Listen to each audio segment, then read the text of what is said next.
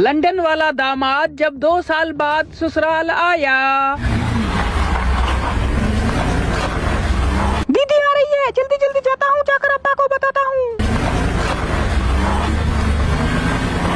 अब्बा अब्बा अब्बा अब्बा, दीदी आ गई। अब्बा अब्बा। बेटा, नब्बन मुल्ले की तरफ जो हमारा 100 रुपया था वो लेकर आए हो?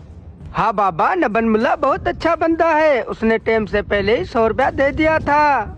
अच्छा अच्छा, ये बात है। अब्बा अब्बा अब्बा अब्बा अब्बा, दीदी वाले आ रहे हैं। हैं? दामाद जी आ रहे हैं। बेटा जाओ, मेरा सऊदी वाला कोट लेकर आओ, और हाँ, खाने पीने का बंदोबस्त करो, एक बड़ा सा हार लेकर आओ, जाओ।